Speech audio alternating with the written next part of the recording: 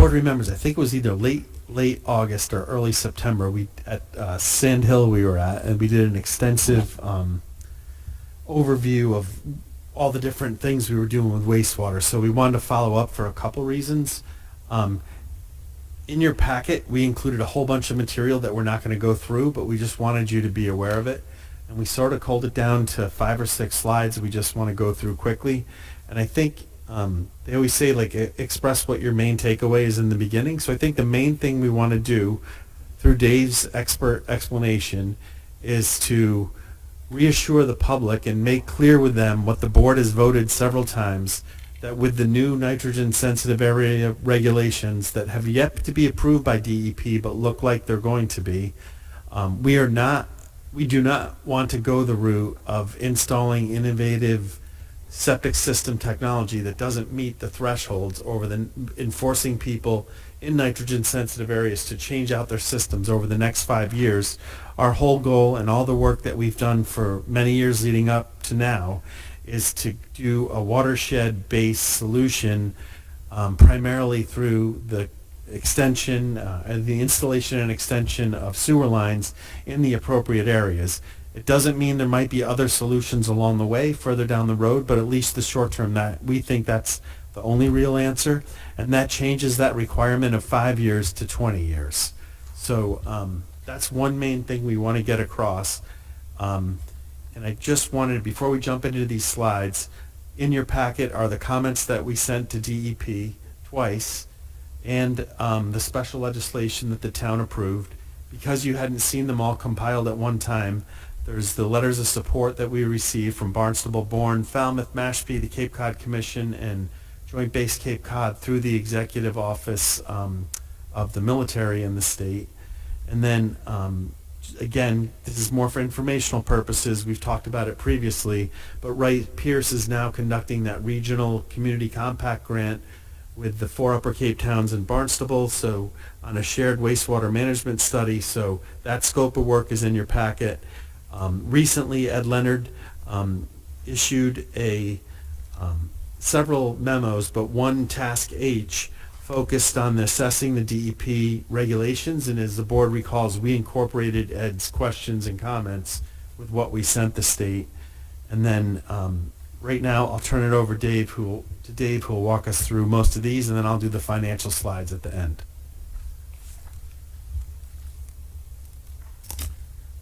So to expand on what Bud was saying, recently Heather and I had attended a realtors breakfast to provide some explanation about the proposed changes in the Title V regulations. And the DEP is using Title V as the mechanism to reach their goals of nutrient reduction. But when you look at the bigger issue of what they're proposing, it's not regulatory, it's really policy. And as far as in the decision where the town's going in the bigger picture, and based on the questions that we were receiving from the realtors and the level of interest and the number of calls, we felt it necessary to just kind of really start explaining this, so the public is, the board's educated, the public is educated more, because the biggest concern is the questions we get all the time are, do I need to put a nitrogen reducing system in the ground now? And so as far as the history there, when they talk about impaired watersheds, we have 2 watersheds in this town for 2 estuaries, specifically Sandwich Harbor and then Scorton Creek. And as far as the watersheds, they're outlined in the yellowish green there, and the blue within are the sub-watersheds of those larger watersheds. Those 2 watersheds are not impaired. So based on DEP's proposed regulations, nothing would be occurring within those areas regarding alternative systems or other types of improvements or plans necessary to reduce nitrogen. But I'm going to step back to that in a little bit. But there are impaired watersheds to the south of us. One is Wacoit Bay, Pompanesett Bay, and 3 bays. And the watersheds for those impaired estuaries come up within the town of Sandwich. Those locations are in impaired watersheds, thus subject to DEP's proposed regulations in this area right here. So with that, the intent is, based on our water resource management plan, has always been a watershed management approach. And when I say a watershed management approach, I mean within this watershed that flows to Barnstable is to create a master plan with Barnstable on how we are going to address the nitrogen that flows from this section of town down to 3 bays. And the mechanism that's best to do that, based on evaluations that we've done, is a term called nitrogen credit trading, which means those areas in Sandwich that are in that watershed right there will not be requiring alternative systems. We will actually work with Barnstable as far as expansion or sewing or other technologies in Barnstable for nitrogen reduction. And the same would occur with Mashpee for Pompanesett Bay and Falmouth for Wacoit Bay. Because there's already history here. Because with Pompanesett Bay, this goes back a number of years now, that the Board of Selectmen had already approved a intermunicipal agreement with Mashpee and Barnstable for nitrogen reduction for Pompanesett Bay. So we already have the basis of that watershed plan. So with the DEP regulations, it stipulates within 5 years you need to put in a nitrogen type reducing system within those impaired watersheds or initiate a watershed permit process. And that is the intent. We're going to initiate a watershed permit process with the abutting communities that for these impaired watersheds to eliminate the need, again I'll say, to eliminate the need for the alternative systems at this point. So as far as we wanted to get that out there, because people are even asking now, I have to put in a new system. Should I put an alternative system in? The issue is that one, the cost of those systems, if DEP requires and puts this into action, if we stipulate, they're on, the people are on their own, the citizens of Sandwich are on their own in these impaired watersheds, they are subject to up to a potential $30,000 cost and an O&M agreement for years following. There's a better approach to this, because at the same time that would tell them to put it into a nitrogen reducing system and spending that money, they're also contributing to the WIF as far as for our wastewater planning efforts. We need to look at something that's broader and an approach that it has a fairer approach relative to expenditure of money to address this issue. If somebody put in a $30,000 system, does it actually meet the state standards that they're going to be requiring?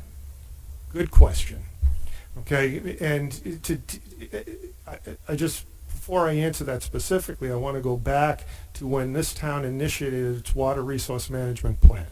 We were specifically told by DEP that we are not to utilize IAs in our plan because they are not effective and will not meet the required nitrogen reduction necessary in those impaired watersheds. So what has changed? Not a lot. I mean, in a lab, they do work well, but they don't meet the criteria necessary for what we see in based on the TMDLs in 3 bays, Pompanesett Bay and Wacoit Bay. Perhaps elsewhere where they're not highly impacted, but in these 3 estuaries, it would not work. Yeah, just for the public's point of view, the percentages of what is going into Pompanesett from Sandwich, do we know what our costs are towards that process? We know what our percentage is. It's approximately 20% that we're contributing to that. I believe it was about 20%.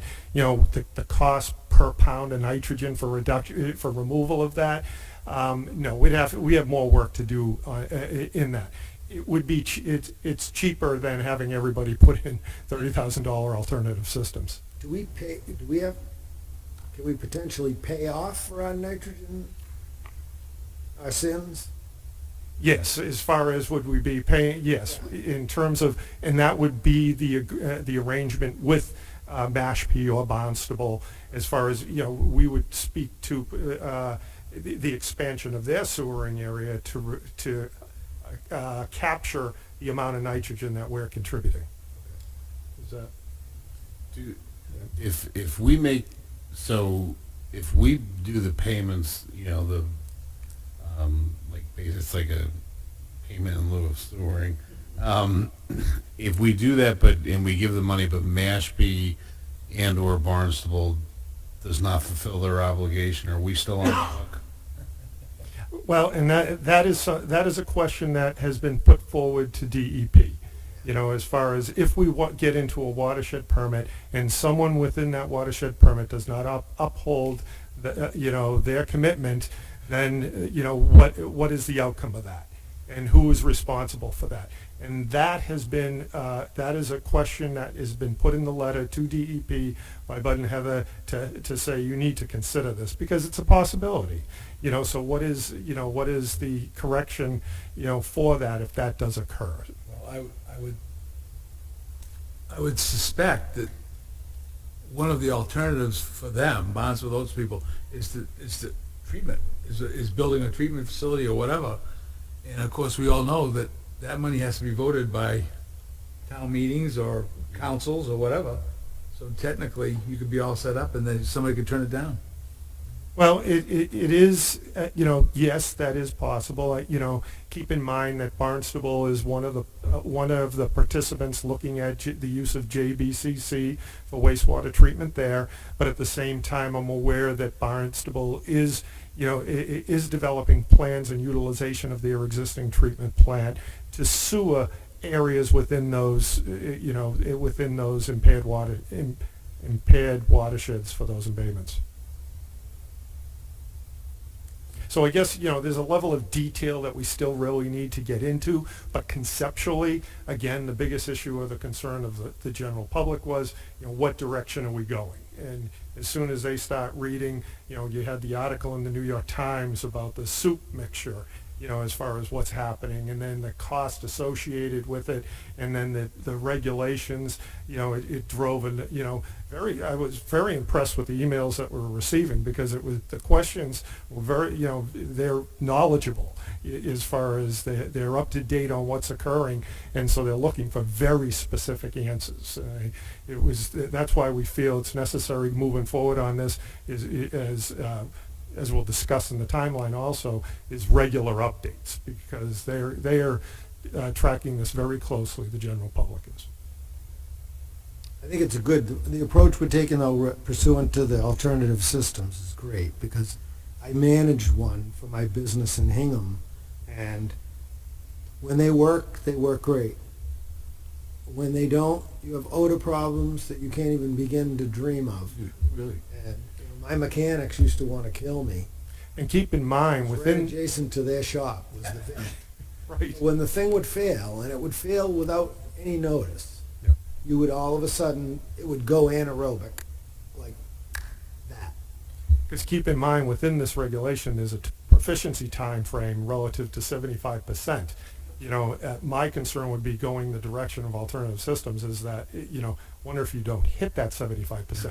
You've just told your community, hey, this amount of money, oh, wait a minute, it's not working. We need another plan now. So you're going to, expend additional money in order to correct it. I don't think it's a logical direction to go. A little bit I know about those systems is the maintenance is huge.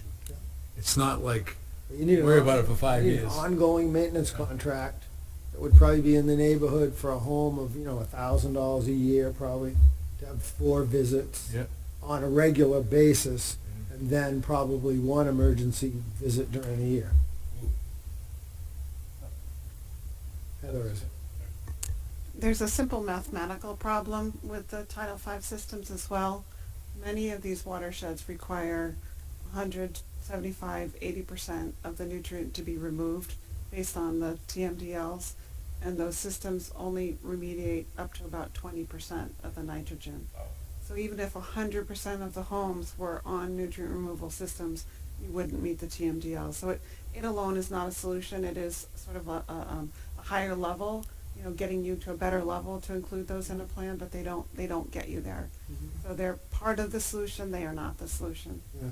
So I think And by the time we get 5 years into our installation of our system, there'll be isolated homes where it won't be worth running a sewer line out there, and they'll have to go to an alternative system because it's the best they can do for affordability. But I agree, it's just not an attainable goal right now. But the biggest point we wanted to make here is we're not going the innovative alternate system route that you have to do within 5 years. We're going the bigger watershed solution that buys us 20 years and will hopefully have far greater positive results at the end. Which was our plan prior to the state even coming out with these regulations for the town of Sandwich, was already going the direction of the watershed permit. Have you had a chance to discuss with the other towns that we would be working with? Are they on board too? Yeah, we've been having communications to date. Yes, because one, they want their estuary cleaned up. Two, we already had that intermunicipal agreement with Mashpee and Barnstable for Pompanesett Bay. Yeah, we've had those communications. And this goes back to, thing that we did as a town, where we got out in front of this, and where I think, I said I'd rather be in the driver's seat on this project rather than having them tell us what's going to happen in a short time frame. And here we are 3 years later, and the state said, now you have to do this. So, it is something that we thankfully started quite some time ago. Just out of interest, Dave, and again, you're right, we did the comprehensive plan a long time ago. Are other towns done this at this level, knowing where all the watersheds are going? Has everybody done? Everybody. For the most part, yes. I know, working with Falmouth they've been, ahead of it for a number of years. Mashpee they're actually moving. You see sewer lines going in. Barnstable's been ahead of it, because you see what the sewer expansion they're doing there currently. Their biggest challenge is Osterville and Katuitt, but they know what they need to do. Bourne is a little more of a challenge. Just as you look at in yellow up there's watersheds that say future study. I mean, there's work that's still in process. Yeah, Chatham Seward, and that drove them to protect themselves from all of the towns around it. I was working in Brewster at the time, so Brewster has to contribute to Pleasant Bay, as does Harwich.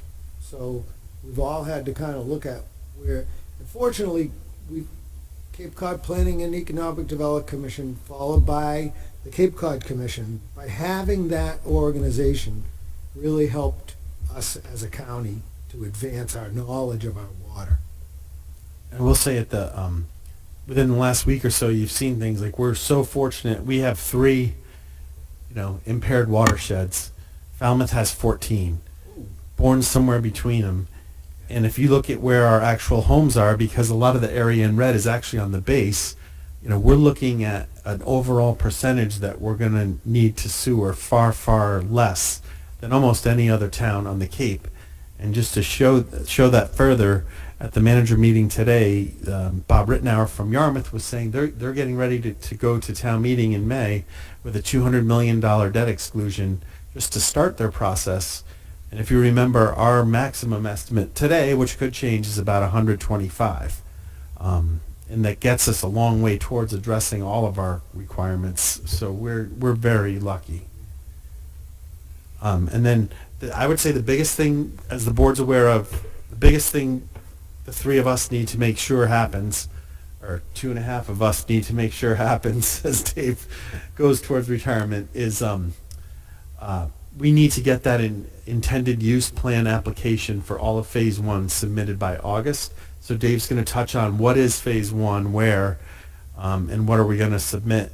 And I will also add that it's not in writing because we trust each other, but Dave's agreed after he retires to work as needed, which we will pay him for, obviously, to help continue to carry the wastewater ball forward. So there's money in the budget, which I think I highlighted because, no joke, he'll forget more than we will ever know about this stuff. So Way you hit the applause. need to do it. Yeah. I'd vote for $10 an hour. Yeah. Second. It's on a fixed income. Yeah, right. No, I'm looking forward to that because I do enjoy this project. It is, as big as it is, I say it's a lot of fun. I know it's, thorn to people, but it's a project that's necessary and it's a challenge to move forward. But as far as the, Bud put up the next slide, which is the expansion of, which is where we will be sewering. So I feel I'm being, harassed here. In red is the phase one of sewering for the town of Sandwich. And, that phase one, if you look, remember back to the watersheds, or the estuary watersheds, it's not in an impaired watershed. But there's other reasons we're sewering. And specifically, I'll point out down into the village area, Town Neck, and then up off towards the Stop and Shop Plaza area, up on that hill on 6A, and then the village area, and then and north of the Shawnee Ponds, where you have a high density of condominium development. Additionally, in phase one is Jan Sebastian Drive. The what's it called now? I always knew it as the Golden Triangle, South Sandwich Business District. Mr. Vitaco would have my neck for that. And then additionally, the schools will be included in phase one. We actually expanded phase one to include all of Town Neck and the area around Stop and Shop. That was not originally incorporated. It was phase 1B. We're looking at just doing phase one. At this point, when you're in the process of design, go big, at this point, and keep moving it forward. We had initiated meetings for the conveyance and collection system and pump stations for phase one. And we put that on hiatus. The reason being is we were waiting for some things to, the agreements relative to the federal government and the company Converge for Joint Base Cape Cod for the wastewater treatment system. We are now initiating that again. We have a timeline, and as Bud had mentioned, we're driving forward to come up with that preliminary plan, which will provide the ability for pricing in order to apply to the SRF for money at this point. And Bud and Heather can expand on that more. But so we will be initiating meetings in April on that, and at some point in time we'll be coming forward to the Selectmen specifically regarding the discussion of lift stations. The conveyance lines are driven by our street layout. We'll be having meetings with utilities, the railroad, DOT regarding those areas. But for lift station locations, it becomes more of a public issue. And so we've identified some key areas for that are primarily town properties already. There's a few of private properties, but that we'll have to have discussions on depending upon the design requirements going forward.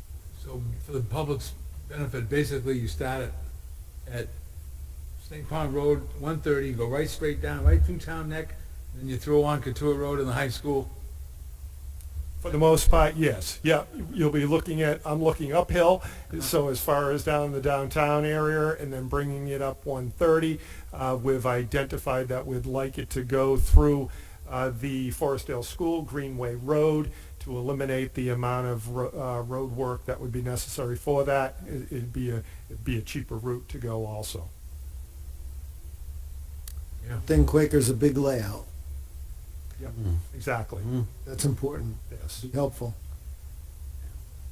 So as we'll be coming forward more in the future for updating for that process for the conveyance and collection. So Wright Pierce has been working on all this all along. Mm-hmm.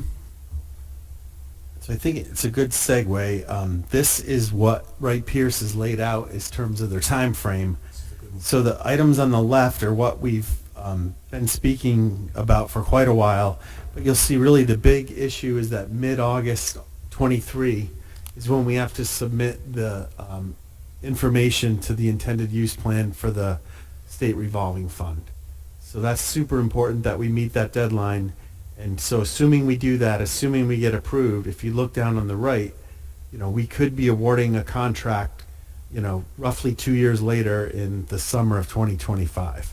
So it's not an overnight process, but for example, once we get the IUP submitted, we'll be appropriating more money at town meeting to take it all the way to construction documents. So it's really hard to give cost estimates now, and I know we gave that one at the special town meeting in November, which I'll highlight in a second really quickly.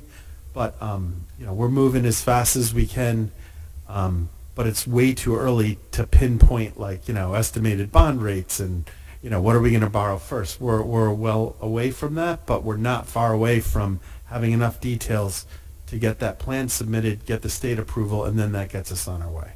Well, we're in this process with the final decision on Otis, Joint Base Cape Cod.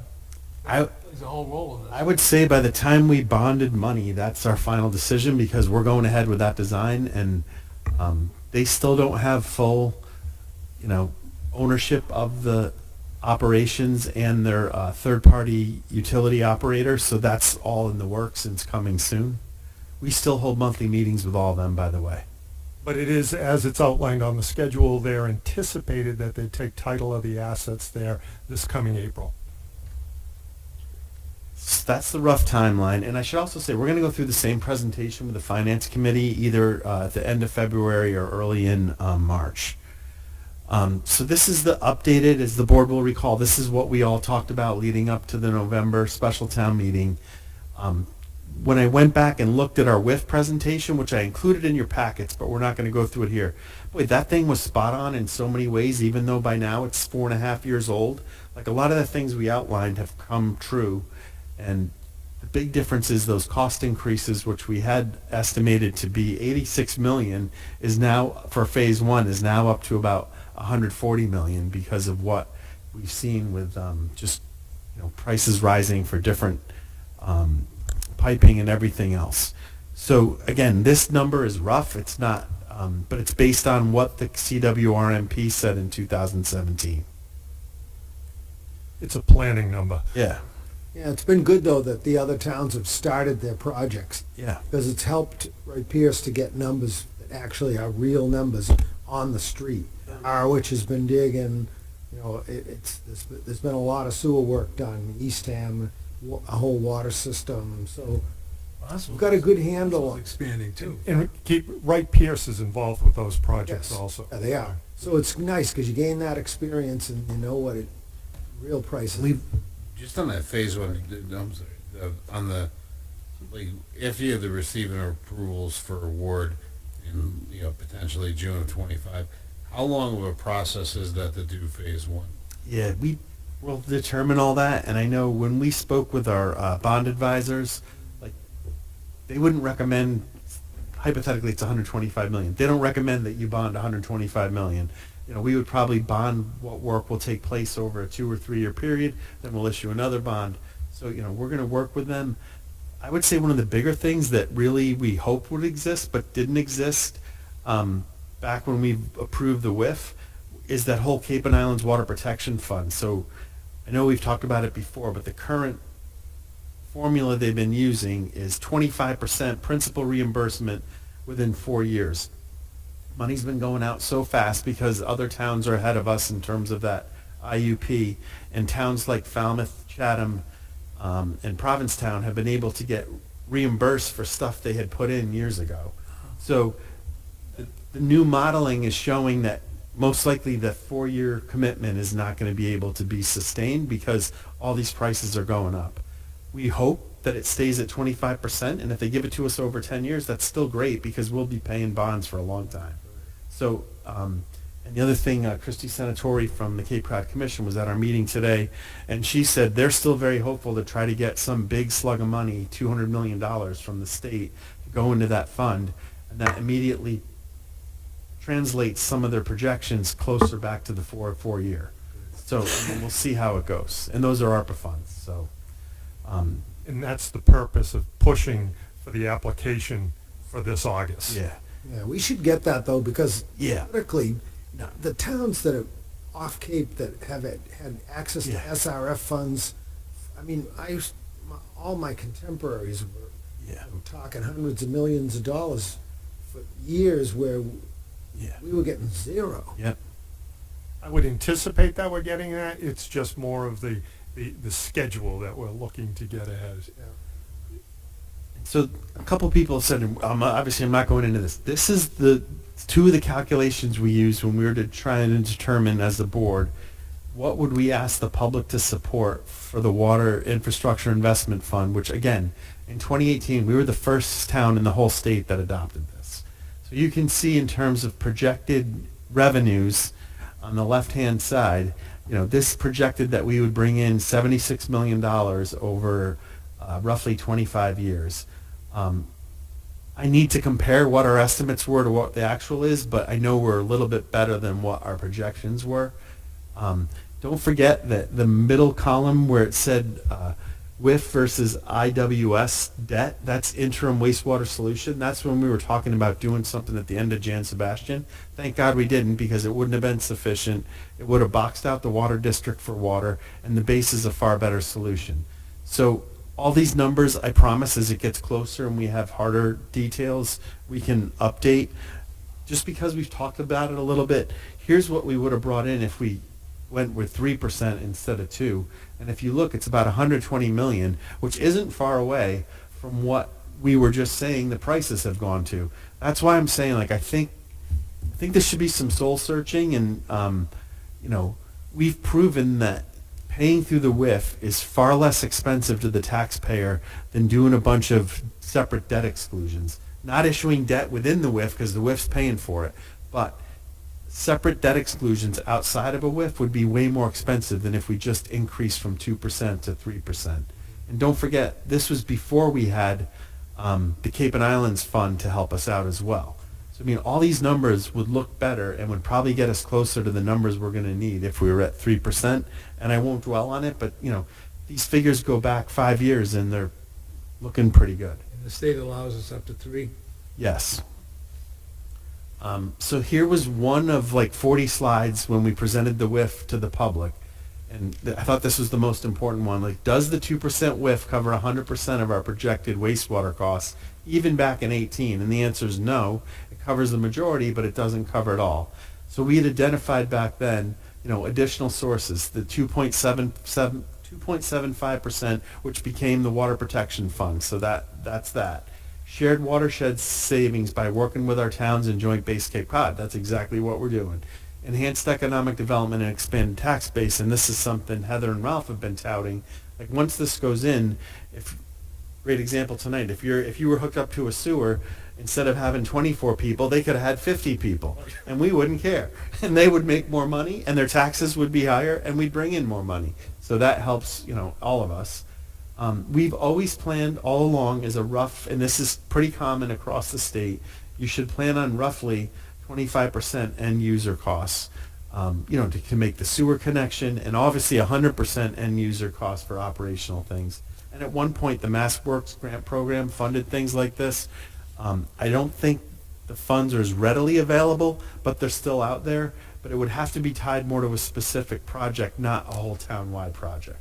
So say some business was going to come in, and for that, maybe if that Village Green went forward, maybe they could get a MassWorks grant to run a mile of sewer line to connect to wherever it was going in at the Forestdale School, something like that. So I just thought that one slide was really interesting because it's exactly what we're worried about and what we're thinking about. And then lastly, we just wanted to show you one more time, this is the reason, the New York Times, APCC, the Conservation Law Foundation, Buzzards Bay Coalition, this is why, there's a lot of focus on all of us. And That's why we got sued with a 201. it's what we need to do, yeah. And we're, a couple more hurdles, 2 years, we're going to be implementing, and we'll be in really good shape, I think. That's a huge accomplishment for the town to get that far. It's a good place for the town to be. Yeah, It really is. Just out of interest, what's phase 2? If you do this, that's covering almost a majority, right? There's a good phase 2 on this one. Phase 2 is the green on this map. you can see some of it is closer around the ponds. Yes. Yeah. So that's the intent, as we move forward, as we understand more what's going on with the ponds. Heather and I actually sat in a meeting today with the Cape Cod Pond Initiative with the Cape Cod Commission. That work is going to start also about what are we doing to protect the towns. And we had some great discussions today, and part of that is this phase 2 that we're going to be looking at. Well, that's a lot easier pumping from there to Otis, to Joint Base Cape Cod, for sure. Because our MS4 should help us with some of our ponds, because that identifies failed systems around our ponds, on an active basis right away. In that meeting today, just so you know, was Sam Jensen from the engineering department, DPW, Dave DeCanto, Heather, and myself. So we covered those areas in terms of who would be involved with that work.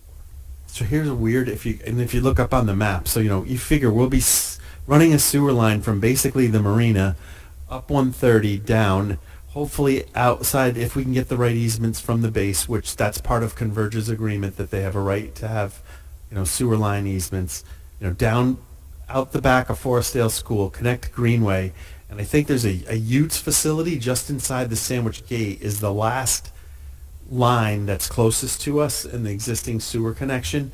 That all has to be upgraded. And then here's the weird part. Here's the treatment plant, which is technically in Sandwich. This whole white area is Sandwich. Mm-hmm. So it's all the way down here, and what do? We pump it all the way back up north to put it in here. So, that $200,000 grant is focusing on how do we increase the disposal capacity here. And one of the things Ed Leonard's brought up and Dave's brought up, well, geez, if we're doing stuff here and, hypothetically down the road, would it make more sense to treat something like here and then pump it there for disposal so you're not going down 14 miles and up 14 miles? Well, you're going downhill from one. Who knows? And Where are you going to cite it? Where are you going to cite it? Where are you going to permit it? I mean, we should just stick with the base. But if this is the pinch point. I mean, all the 5 towns have said all along, if that doesn't get increased, we're all dead in the water. There is, there's capacity that we've identified there. That's, that's part of the work that Wright Pierce is doing also. There's an existing capacity. We've basically, Sandwich has stepped up and said, we're reserving that capacity. We want to beat the other towns to that capacity. So we've taken that and put a placeholder for that capacity at this point. I was reading this and thinking earlier that often people don't think that their towns are forward thinking about solving problems. Now, an example, in the phase 1 sewer area, if we had 1981 zoning, there would be twice as many homes. Our original sewer proposal, Sandwich build-out, was 40,000 people. And the planning board stepped up and aggressively rezoned with the support of Board of Health, and Sandwich did a really good job and cut the build-out in half. And that's a huge impact financially on what we're talking about. Right, and an impact on those southern estuaries also, Yes, yes. Really, Yeah. very true. There's Bergman. 100% of the land area of some of the towns on Cape are in impaired watersheds. 100% of their things they have to abate. We're really lucky. We're very fortunate. Mhm. Keep in mind, I was talking about as far as the downtown area that we're suing, it's not in an impaired watershed, but there's other reasons to sue, Yeah. other than nutrients. Old clay. Well, you look at Town Neck and the cost of the systems down there because of the soil, high groundwater, the density of population, and the size of some of the establishments or businesses we have down there. Our anchor in the village here basically needs a groundwater discharge permit, at this point. So there's other reasons to do it. And again, we are getting the inquiries about when is it coming. It's a good thing. I mean, so if we had an internal goal to potentially break ground at some point in 2025, 2026, that would be achievable, and that would be a huge feather in your guys' leadership to get us to that point, and the town's support for many years. It's much quicker than we were. Yeah. thinking. Yep. And originally we were going to go for like 35, 50 million. We're like, no, let's just do the whole phase one. Like, let's get that money from the county while it exists, because other towns have already gotten it, you know. So And we've chewed the apple and bit it a couple of times, kicked it down the road, picked it up again. So we might as well. Not to prolong it, but Bud provided me with a file that had some minutes in it from the 70s. Carl Eiler, was, in the minutes quoted as, are we going to keep kicking this down? This is 1977. Are we going to keep kicking this down the road, or are we going to do something about it because it's going to become an issue? my father, 1977. my father's 1958 report as the clerk of the Board of Health talks about the prevailing need for sewering, in particular the village area, due to elevated groundwater. I thought in the late 60s, the late 60s they were looking at it because the state was going to pay like 80%. 90%. Our first one we voted down was 90%. But again, it would have been 40,000 people. So see, I never understood until I got old enough to reflect that the reason why all of the people, I could never understand as a graduate of UMass coming back to my hometown in that year, 81, that the people who were the most environmentally conscious people in the town that I knew and admired were opposed to sewering. And it didn't occur to me until years later that it was because with sewer you have to do your land use first. Then you do your sewer. You can't do it backwards, because once the sewer opens the door, no one's going to say, no, we're going to build less houses. You're going to build more. honestly, it's something that Dave and I have talked a lot about. Is, I mean, basically from Scorton Creek, so from here east, then south, including Old County Road, then down roughly to the old Lawrence Pond Market, all those properties are on private wells. Yeah. We need to get them on Yeah. water district water. Yeah, we are. I think we sold that Glad you brought project. that up. I'm glad you brought that up. That's a It's got to happen. really important. Because when those private wells start testing bad, what are we going to do? I have spoken with Bud and Heather about this. One of the things we're going to initiate is an education campaign also regarding this issue to explain the difference between, your well water and your town water, because of the contaminants of emerging concern and what you have, water districts and departments testing for, what they're identifying in their water, but they have the control to do something about it, as opposed with private wells that you don't have that control. Because they're constrained, even in the 2-acre lots, a lot of those are 2-acre in that area. But even the 2-acre, by the time you site a well, a septic, and a pool, you got to give up one of the three, and you can't give up the septic. So there are a lot of people out there who would probably hook up to sewer, would be a license to have a pool, or build onto the garage, or another bedroom. So the intent is all exactly, because right now areas of wells, you're restricted on your number of bedrooms. And at the same time, I don't think people understand the community, a lot of them understand the process to expand the water lines also. And I think they need to be educated on that also. Yeah, I've had people that live in Southfield Estates, they're all on wells, saying same thing, why don't we have town water? I said, you gotta get your neighborhood together, and you gotta make a petition, and you gotta do all those things, right? But I thought when we advertised the original vote, we had, part of that was. It set aside some money, hopefully, to help expand. Like, it wasn't all of it, but now that the prices have gone up, like I said, the 2%'s not going to cut it. So we will have to eventually either ask for debt exclusions or go to 3%, and probably still occasionally ask for debt exclusions, but hopefully further down the road, not short term. And on the water side, going to town water in those areas of which disclosure I live, that's really up to the water district to expand it and charge. And there's a process through a petition of the abutters to extend it, but they don't, for example, I'm making it up because I live in Great Hills. If Great Hills wisely organized to petition for extension, but it's not down Old County Road, there's nothing for them to connect to. So you got to get Old County Road, then get to, all those subdivisions, then get to Great Hills. And yours is probably like get it down 6A and then get it to your area. It's a large initiative, because you need 51% to support that.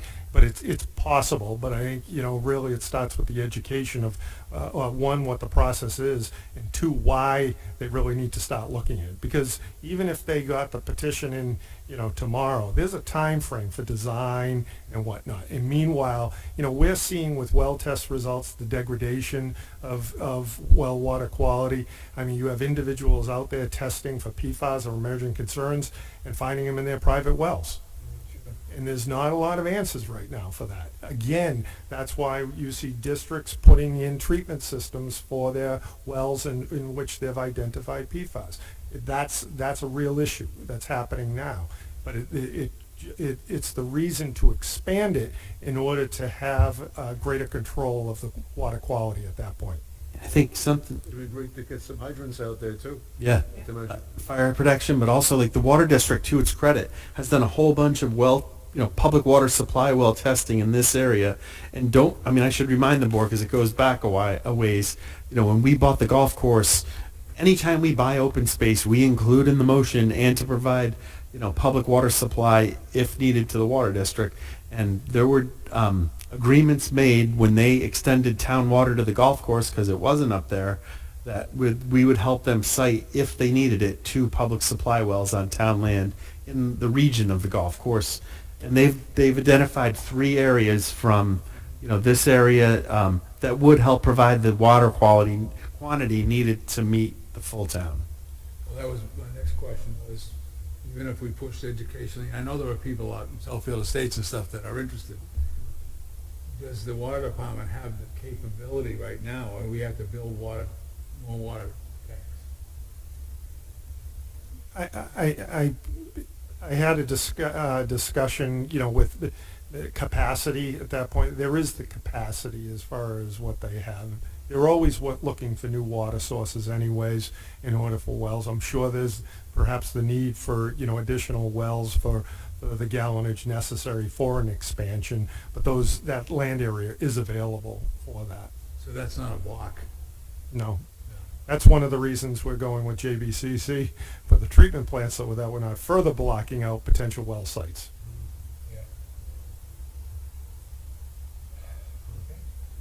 I got one question. Dave, while we got you here before you retire, have we got a plan for July when that green slime comes back into the pond? I know we talked about it last year in the conservation and your department, and anything we can do to prevent it. Really? Yeah, I know. I'm not going to, I can't promise you anything. There's the measures that we provided you tonight and the steps that we need to take going forward are steps to prevent that. At this point, will we potentially see that this spring? Likely. I think it's a matter of, how that's handled at that point. Are we going to eliminate it? No, we won't. It's a cycle of that pond. And again, that was part of the discussion we had at the meeting today, as far as all these pond cycles are, the point I made today was, I've been testing the waters in the ponds and doing temperatures for 30 years now. And at this point, you see the water temperature I'm seeing the end of May and June is what you used to see in the end of July, beginning of August. Wow. And that is one of the drivers for why we're seeing these blooms so early. We had, I was just going to add that, we'd hoped that we might be able to try the measure that was recommended relative to icing, allowing the pond to ice up and then releasing it, and so you're disrupting the seeds from securing themselves, and the weather conditions simply don't allow that to happen. Yeah, We would have had to do it Thursday night and yeah, let it flood Saturday. Right. yeah. One day freeze. Some time ago, we had the pond expert come in. He had done the surveys and all that. And we talked about mitigation issues as part of the total comprehensive wastewater process. Have we actually done anything on that part of it? Yeah, we had money was set aside specifically for Shawnee Pond, and designs have been done and identified for removing road runoff to those ponds. There's some work that is being done in engineering relative to repaving sections of 130 and road work also. So we've been, Sam Jensen and I have been communicating on that. We do have the designs and the work that Wright Pierce had done for those areas, identified where it's discharged and what, what measures can be done for that. We're just looking at other past timing and money relative to that. We will be moving forward with the Cape Cod Commission. They had actually asked for, discussions to prioritize ponds, in terms of what work should be done in those, and that will be part of the work going forward also. If I remember right, I thought we were in pretty good shape overall when he evaluated the ponds. Yeah, as far as that work that was done, that report was done in 2019. As far as the overall health in general, but what was identified in those ponds were a trending that you can see the direction the ponds are going as far as towards algae blooms based on what's that? Agmites. Yes, that's it, right.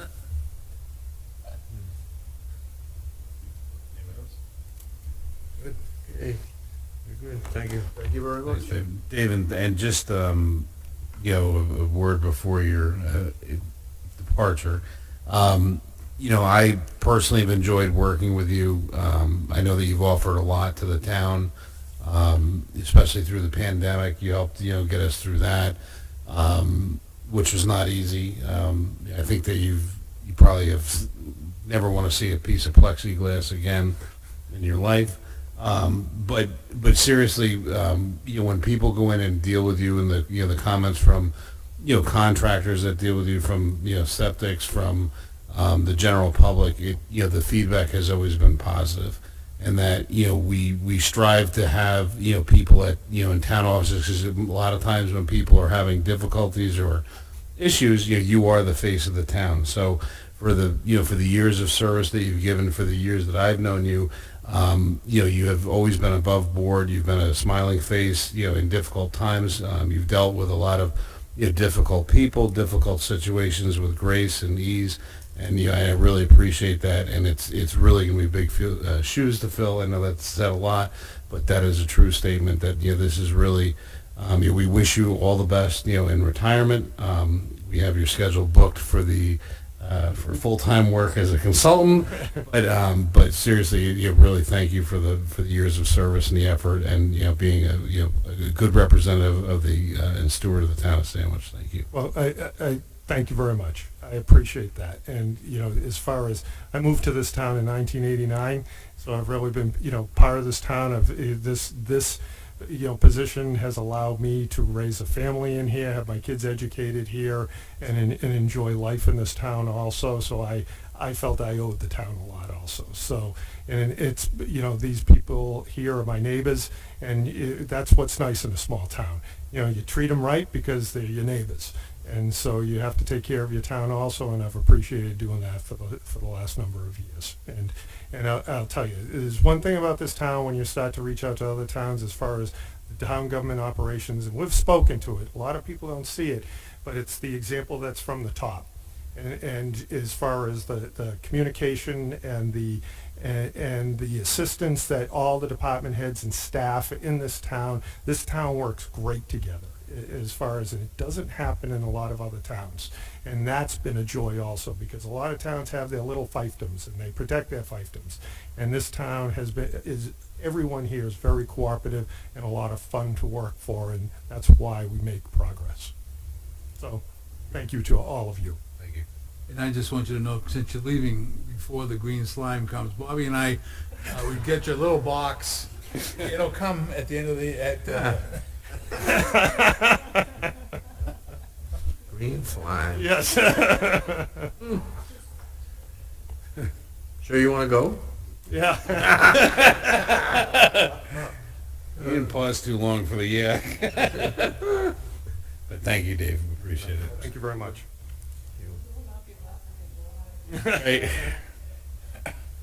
Okay, we will. We jumped around a little bit before, so we're going to go to old business, the budget up.